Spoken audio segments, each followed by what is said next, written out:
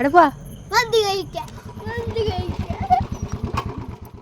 മന്തിന്ന് വെക്കുമ്പോൾ ഇവൻ്റെ സന്തോഷം കാണുമ്പോൾ ഞാൻ വിചാരിക്കും ഇവൻ എന്നെക്കാട്ടി ഇഷ്ടം മന്തിയാണോന്ന്. അപ്പം നിങ്ങളുടെ വീട്ടിൽ ഇതേപോലെ കുട്ടി മന്തി ലവേഴ്സ് ഉണ്ടെങ്കിൽ ഒന്ന് കമൻറ്റ് ചെയ്യണേ.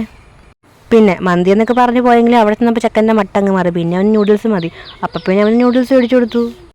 ഞങ്ങൾക്ക് രണ്ടുപേർക്കും മന്തിയും കൂടെ പറഞ്ഞു. അപ്പം എന്നെ സംബന്ധിച്ച് മന്തിയേക്കാൾ മുന്തിയ ഞാറുണ്ടടാ, അതാണ് എൻ്റെ ഒരു രീതി.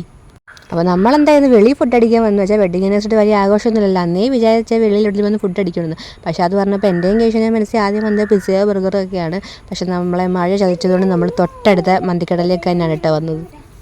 പിന്നെ ഇപ്പോൾ പഴയ പോലെ ഒന്നും അല്ലടോ. ഇവിടെ ഇപ്പോൾ എക്സ്ട്രാ റൈസ് വേണമെങ്കിൽ നമ്മൾ 100 രൂപ അധികം കൊടുക്കണം. അത് നേരത്തെ എല്ലായിടത്തും അങ്ങനെ അറിയത്തില്ല, ഇവിടെ അങ്ങനെ ഇല്ലായിരുന്നു കേട്ടോ. ഇവിടെ ഇപ്പോൾ ഹാഫ് മേടിച്ചാൽ ഒരു എക്സ്ട്രാ റൈസൊക്കെ തരത്തോളം. എന്താ കാലം പോയി പോക്കെ. ഞാനെന്ത് തീറ്റയാണ് തിന്നണത് കണ്ടിട്ടില്ലാത്ത പോലെ.